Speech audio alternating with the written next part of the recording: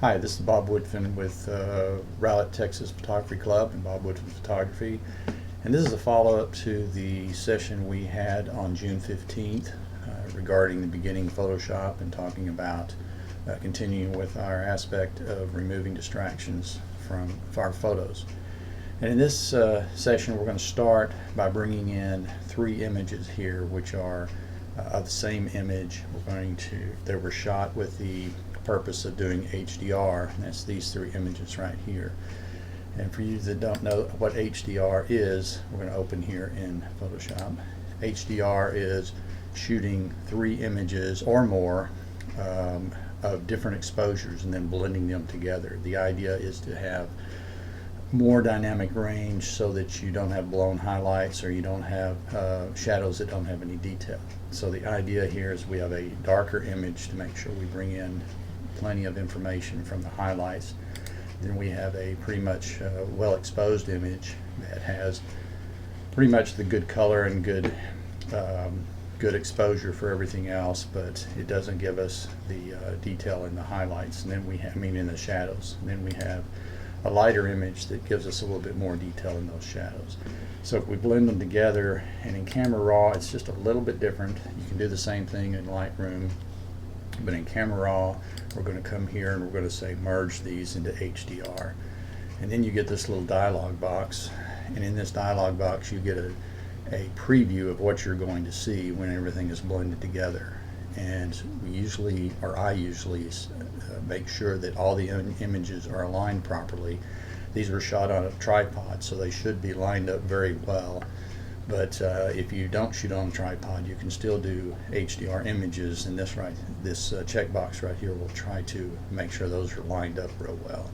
Even on a tripod, you can get a little bit of camera shake, so that helps to line them up. And then apply auto tone and color adjustments. I always have that turned on because that's a pretty good start.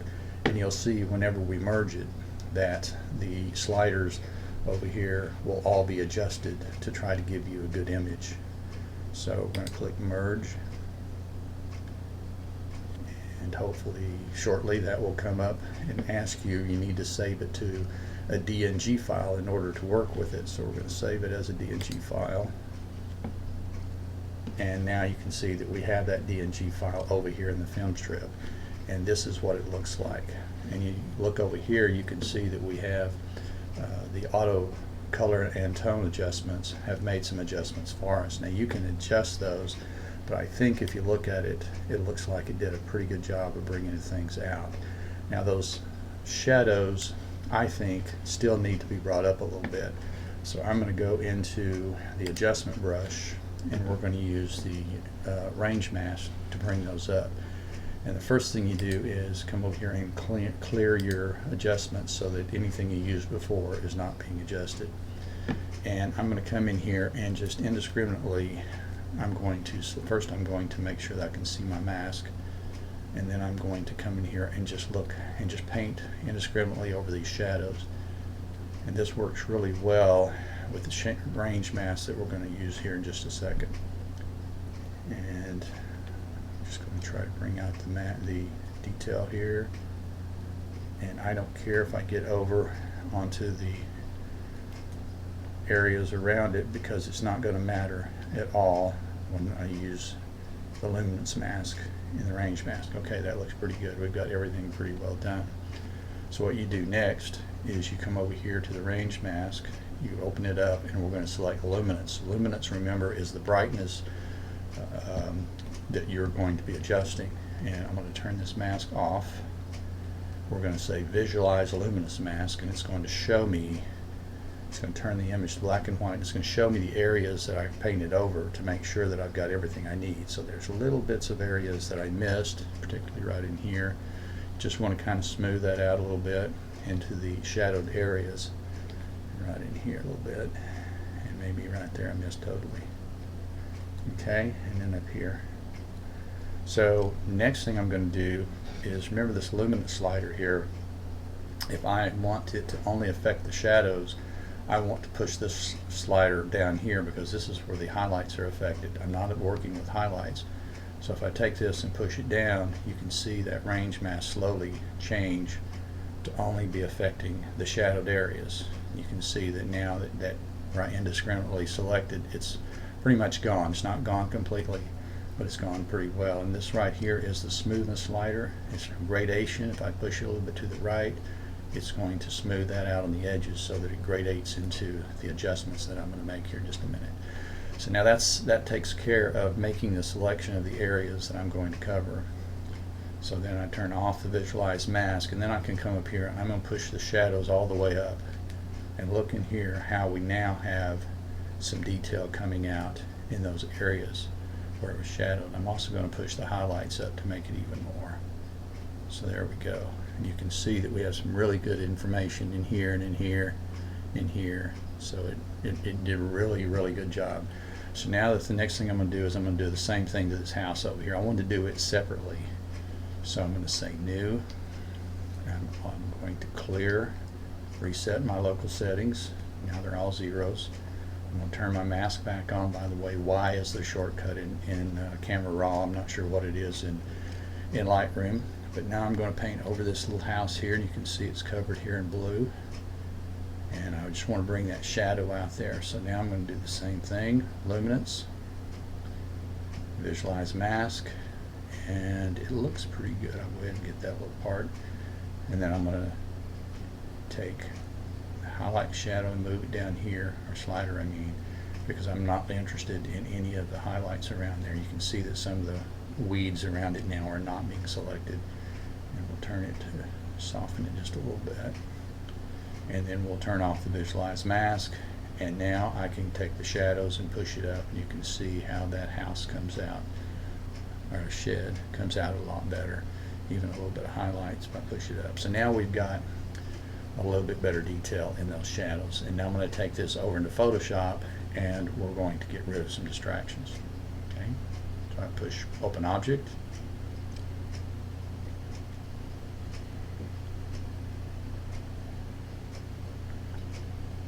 And now we have the item over in Photoshop. And this cable right here is the distracting object that I want to get rid of. Now in our workshop, I suggested that we go in and take these sections one at a time and just start working with the clone stamp tool.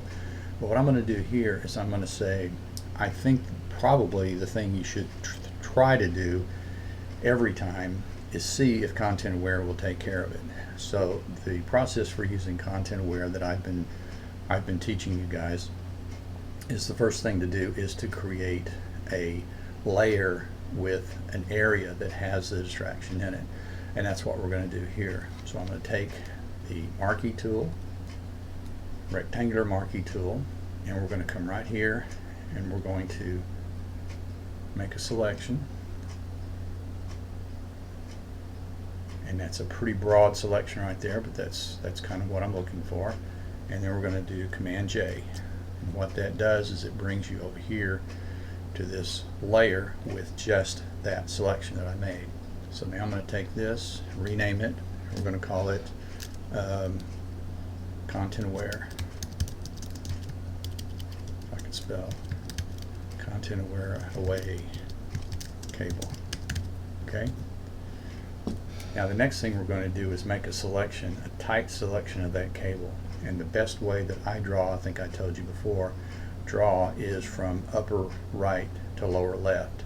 So I'm going to use the lasso tool, and I'm going to draw around this. In order to do the upper right to lower left, I'm going to use the rotate tool, which is R, and I'm going to turn the tool, the image like this, and then I'm going to take the lasso tool and I'm going to do a pretty tight selection here. And I just missed a little bit of it right there, so I'll add that. And I think I missed a little bit right here. Okay, so now I have a selection of the cable. I'm going to do the R tool again, which is the rotate. Rotate back around, and now we're back here. And now I'm going to do the Content Aware. The shortcut key for fill is Shift Backspace or Shift Delete on a Mac, and you get the fill dialog box. And if you, the contents selection here is Content Aware, That's what you're looking for. So we're going to do a content aware fill for that. We hit OK, and let's see how well it does. Okay, and it looks pretty good. So we're going to zoom in here and take a look at it and see what needs to be repaired. And it looks like that just a few things need to be repaired. We do Command D to remove the selection. Command D is deselect. And we're going to zoom in here a little further. And you'll notice that we have some of the lines here. This is usually what happens with content aware and a pattern, is that it doesn't quite get the pattern correct. So there are a couple ways that we can handle this pattern here. We can do a copy of this area over here and then paste it over here on top of this, which is a fairly simple way to do it, and that's probably what I'm going to do here in a minute. And then up here, probably the easiest way would be to use the clone stamp tool.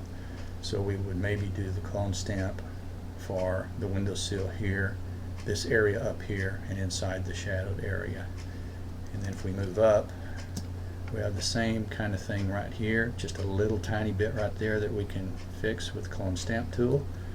We come on up here, and this up here looks just pretty much normal. I think if you are really keying in on it, that this probably is a little different, but I wouldn't worry about that. It looks really good. This up here looks perfect. I wouldn't do a thing. So content aware worked pretty well this time, with a couple of exceptions. And to be quite honest, if you zoomed out, you're not going to notice these lines here. But if you decided for some reason you wanted this to be a 20 by 30 over your fireplace, people would notice the lines not being correct. So what we're going to do is we're going to start by fixing this area right here, and then we'll come up here and fix this, and we'll be done.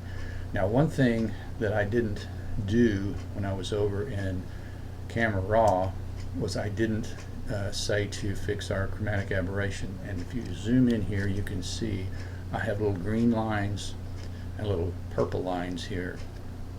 If I go back, since I preserved this through a smart object, I can go back now, double click on this. We'll just do this real quick. And as a matter of fact, there is a preset that I have that I didn't select for this image. And what that preset does is it creates a profile, which I think that you should do every time, even if you're in Lightroom, to tell it that you want to use a preset for your particular camera. And if you go to color matching, it's going to select the profile, I should say, not preset. It's going to select a profile that matches what your camera has. So in your camera, if you had selected a profile for landscape, then if you select it here, it will select the same profile that your camera had. So if I select landscape here and close, notice it now says camera landscape up here for profile. And that's what you want to do, because you want to match what you selected in your camera. You had something in your camera whenever you set it up.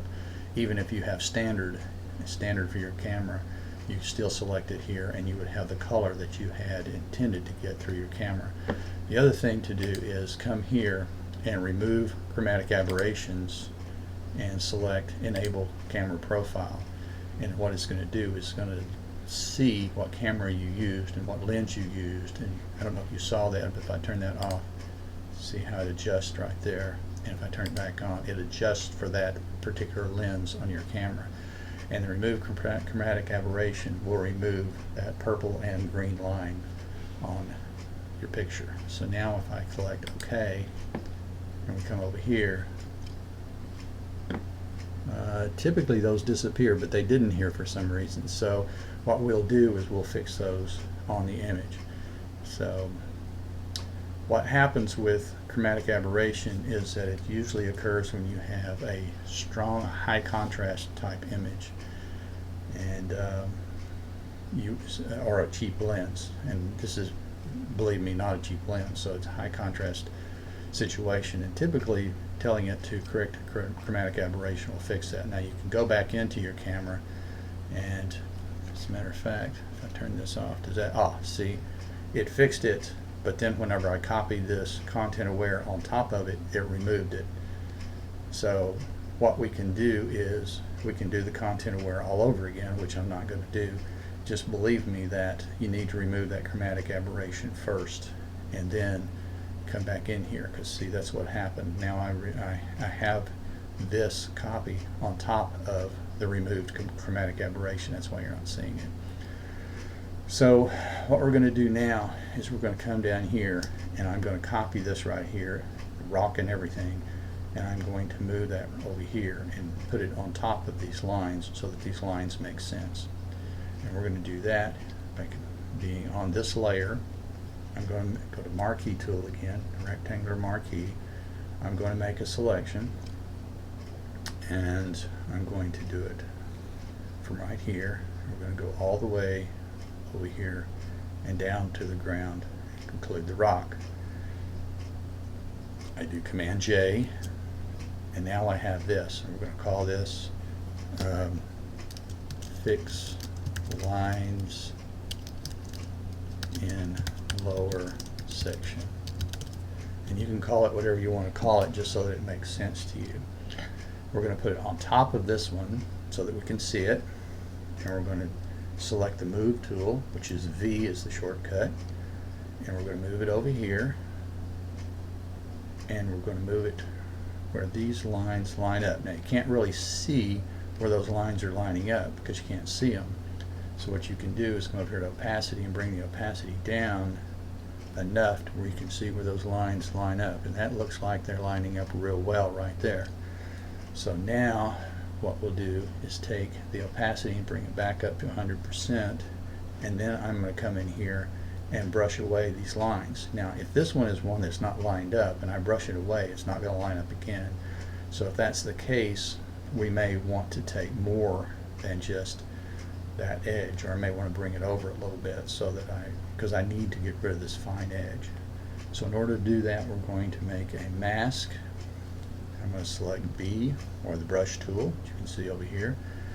I'm going to make sure it is a soft brush. It is. It's on 0 hardness, and the size will determine with the bracket keys. And I'm going to come in here, and I'm just going to start painting away. Make sure you're painting with black. So change that to black and just start painting away. And we just paint away this edge. Now when we get down to the rock, we're going to paint away everything so that that rock goes away. And we'll paint down here, and then we'll come up here and take away this and paint away enough to where it makes sense.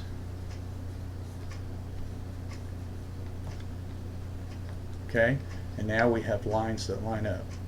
And if they're a little bit off right here, it looks like they're a little off, it's not really going to matter. And again, this has the green on it because of the chromatic aberration, but you wouldn't have that if we had done that beforehand. So now we have this that looks real nice. This up here is a little bit off, so what I would probably do now is I'm going to do a blank layer, and I'm going to include this and this area up here together, and I'm going to call it clone windowsill. Okay, and I'm going to take this and I'm going to try to kind of paint it, oops, with the, not with the brush, but with the clone stamp tool, which S is your shortcut for that. And we're going to come in here and just kind of start cloning over this a little bit to make it look a little bit more natural. And then we'll come up here and kind of do the same here. Now notice the middle of the circle there, you need to make sure it's lined up perfect, like right there, and then it gives you a really good straight line there. So now we're going to get this area right here, and there's a couple ways to do that. Since I want all of these to line up perfect, and I want this to line up perfect, I'm going to hit the R key to rotate. I'm going to move it around like this.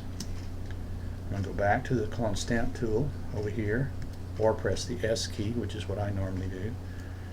And I want this to be a perfect match to this over here. So I want the lines going this way and the lines going this way to be perfect over here. So I'm going to get this intersection like that, and I'm going to come over here, and we're perfectly lined up. I can come in here and do something like this, and notice that the next line is perfectly lined up. Whoops, not quite there. So let's try again. We're going to go right in here like this. That line up there is a little bit off. So what we're going to do up here, because it's slanted a little bit, so we're going to select it here, and we're going to come over here and make sure it lines up perfect. And then we have that, and then we'll do the same thing right here. Just pick it over here somewhere, line it up perfect. It's a little easier to see with that green. Oops, I missed it. Let's do it again. Select it there, line it up perfect. There we go. And then come down here, and you got it painted on top of there. So now we have this part of the window lined up perfectly as well. Now up here, it's a little bit unnatural to have it to work so perfectly, but it worked really well this time. I'm not going to worry with it. And on up to the top, perfect up here. So if we back out, which is Command minus, okay, so now I want you to notice something, and that is that when we selected this content aware for the cable initially, we did it before we did our adjustments, where we went back and did chromatic aberration, but we also, in that chromatic aberration, we did our blend, or excuse me, our profile, and that profile made an adjustment for the base layer, and that base layer doesn't match now the copy that we made here. So there's a couple ways to handle that. What I would probably do is come in here, zoom in, and I would take this, make a mask with it, and I would probably come in here with the brush, the B tool, and paint black, and remove this, and be really careful around the edges here.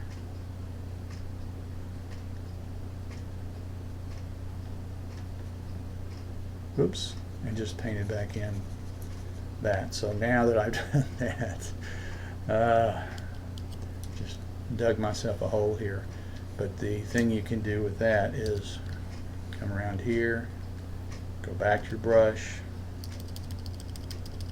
and we're going to paint white,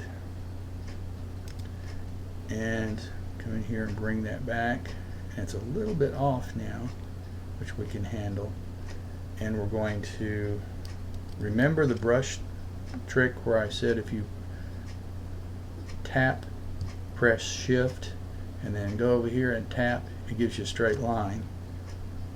So what's going to happen here is, what I need to do is blend this. So I'm making this much harder than it should have been. None of this would have been necessary if we had done this to begin with. But what we're going to do is, we're going to take this. One of the things you can do when you're satisfied with your mask is you can apply it. So I'm going, what that means is you fold it into here and make it permanent. And the way you do that is you right click on here and you say apply mask, and that means that now it's applied on this. And what you have to do now is do a blend or a clone stamp to get rid of this area. So what I would do on this particular layer now is do a clone stamp. Make sure that you're either current below or all layers. It doesn't really matter at this point. And what we're going to do is we're going to clone this so this goes away, and we're going to come back up here, and we're just going to come in here like this. So again, whenever you make mistakes, there's always a way to get out of it, and this is my way out. Okay, so now we have a final product. We have a little boo-boo up here from a lens dust on the lens, and we're just going to do a excuse me, a healing brush and get rid of that right quick, just because it's distracting. I think there's another one over here somewhere. Excuse me. And that's all there is to it. I wanted to show you again how to get rid of this cable. You can't tell it now. Even if you zoomed in and looked around, you wouldn't notice what we did over here, how we cloned that over and made that bottom section look right, how we did some clone stamp here and made this look right, how I fixed my mistake up here at the top to make that look right. You don't even notice that, even if you're zoomed in. So that's what we went through during our last session at our workshop. I hope you've enjoyed this video. Thank you for following along. If you have any questions, be sure and let me know, and we'll go through them. Thanks.